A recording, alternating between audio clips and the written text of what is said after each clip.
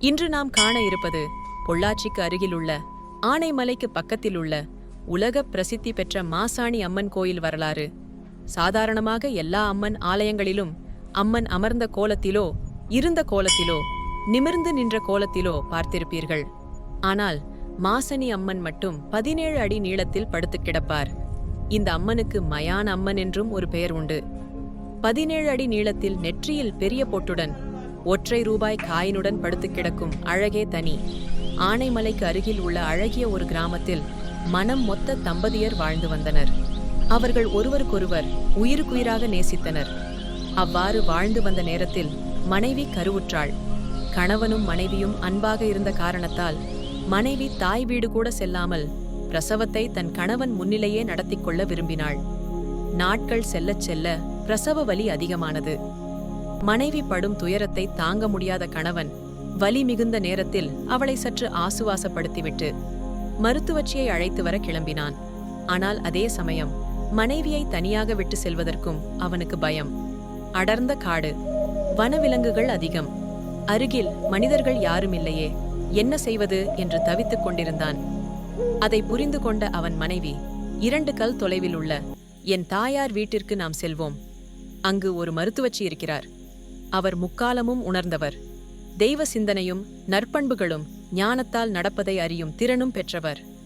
நன்கு மருத்துவம் செய்வார். அவரிடம் செல்வோம். கஷ்டப்பட்டு நான் தங்களுடன் நடந்து வருகிறேன் என்று கூறினாள். பிரசவ வேதனையும் வலியும் தாங்க முடியாத நிலையை எட்டியதால் வேறு வழியின்றி தாய் வீடு நோக்கி பயணமானார்கள். மெதுவாக நடந்து நடந்து 1 மைல் தூரம் வந்து சேர்ந்து விட்டார்கள். அதற்கு மேல் அவளால் ஒரு அடி கூடு எடுத்து வைக்க முடியவில்லை. சற்று தூரத்தில் பார்த்தால் விளக்கு ஒளி தெரிந்தது. அச்சமயம் கணவனிடம், என்னால் இனி 1 அடி கூட எடுத்து வைக்க முடியாது. தாங்கள் சென்று அந்த விளக்கு வெளிச்சத்தில் மனிதர்கள் இருப்பார்கள், அங்கு மருத்துவச்சியும் இருப்பார்கள். தயவு செய்து அழைத்து வாருங்கள். நான் எங்கும் போக மாட்டேன், இங்கேயே அமர்ந்து இருக்கிறேன் என்று உறுதிபட கூறினாள். கணவன் வேறு வழியின்றி அவளை அங்கு அமர வைத்துவிட்டு வெளியே விளக்கு வெளிச்சத்தை நோக்கி செல்லலானான். வெளிச்சத்தை நோக்கி சென்று மருத்துவச்சியின் வீட்டுக் கதவை தட்டினான். அவரிடம் நிலைமையை எடுத்துச் சொல்ல அவளும் மருத்துவ சாதனங்களையும் உபகரணங்களையும் எடுத்துக்கொண்டு அந்த ஊர் தலையாரி இன்னும் சில முக்கியஸ்தர்களை அழைத்துக்கொண்டு மனைவி இருந்த இடத்திற்கு அனைவரும் வந்தார்கள். அங்கு வந்து பார்த்தபொழுது மனைவியை காணவில்லை. இது என்ன இறைவா சோதனை, மனவேதனை என்று அனைவரும் வருந்திக் கொண்டிருந்தார்கள். அப்பொழுது மருத்துவச்சி, ஆஹா, நான் கண்ட கனவு பலித்து விட்டது, என் கனவு நிஜமாகிவிட்டதே என்று யோசிக்கத் தொடங்கினர். அப்பொழுது அவர்கள் அங்கு கண்ட காட்சி மயிர் கூச்செறிய வைத்தது, இரத்தம் உறைய வைத்தது. அங்கு அவர்கள் கண்ட காட்சி அவனது மனைவியும் புதிதாக பிறந்த குழந்தையும் இறந்து கிடந்ததைக் கண்டு கதறியவுடனே அந்த மருத்துவச்சியிடம், அம்மா, தாங்கள் கண்ட கனவு பலித்துவிட்டது என்று கூறுகிறீர்களே, தாங்கள் என்ன கனவு கண்டீர்கள், என்ன நடந்தது என்று சற்று விளக்கமாக கூற வேண்டும் என்று கேட்டுக்கொண்டான். உடனே அவர் கூறலானார், நீ மனைவியை விட்டு வந்தவுடன் ஒரு பெரிய கருத்த உருவம் ஒன்று இவளை நோக்கி கையை நீட்டிக் கொண்டு வந்தது. அது கண்டு அவள் பயந்து எழ முடியாமல் எழுந்து ஓட ஆரம்பித்தாள். ஆனால் ஓரளவுக்கு மேல் ஓட முடியாமல், என்னை விட்டு விடு என்று அந்த கரிய உருவத்திடம் கெஞ்சினாள். ஆனால் அந்த கோர உருவம் விடாமல் அவளை துரத்தியது. அந்த நேரம் அவளுடைய போராத காலம். அவள் அங்கிருந்து மாட்டுச்சாணியில் கால் வைத்து வழுக்கி விழுந்து உயிர் நீத்தாள். அதே நேரத்தில் அவள் உடலிலிருந்து உயிர் பிரிந்து வானளாவி ஒரு பயங்கர ஜோதி ரூபமாய் கோடி சூரிய பிரகாசமாக தோன்றி நீண்ட உருவமாய் திறந்த வாயுடனும் கைகளில் வேலுடனும் ஆயுதங்களுடனும் அந்த கரிய கொடிய உருவத்தை நோக்கி வந்து அவனுடைய மார்பை பிளந்து அந்த பெண்ணின் காலடியில் போட்டுவிடுகிறது. இதுவேதான் கண்ட கனவு என்று அந்த மருத்துவ மூதாட்டி அவள் கணவனிடம் கூறினாள்.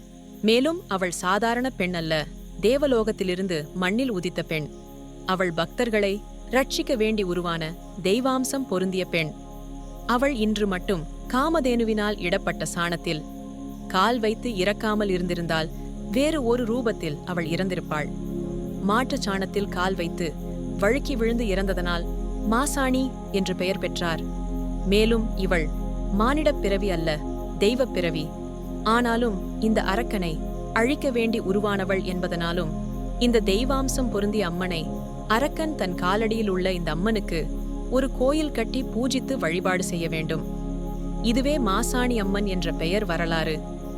இந்த அம்மனை தொழுபவர்களுக்கு பில்லி சூனியம், மாதவிடாய் கோளாறு, பேய் பிசாசு முதலிய பிடித்திருப்பவர்கள் ஒருமுறை மாசாணி அம்மன் கோயில் சென்று வணங்கிவிட்டு வந்தால் அத்தனை பீடைகளும் நோய்களும் துன்பங்களும் நீங்கும் என்று மாசாணி அம்மன் வரலாறு கூறுகிறது.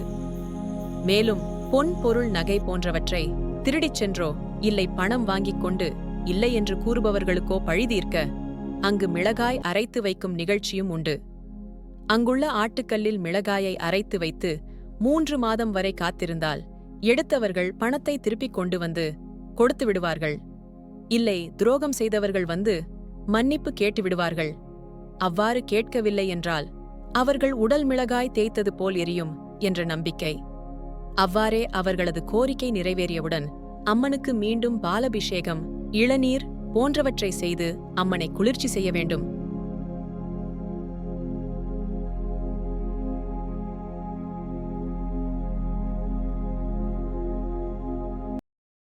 Can you please subscribe to my channel?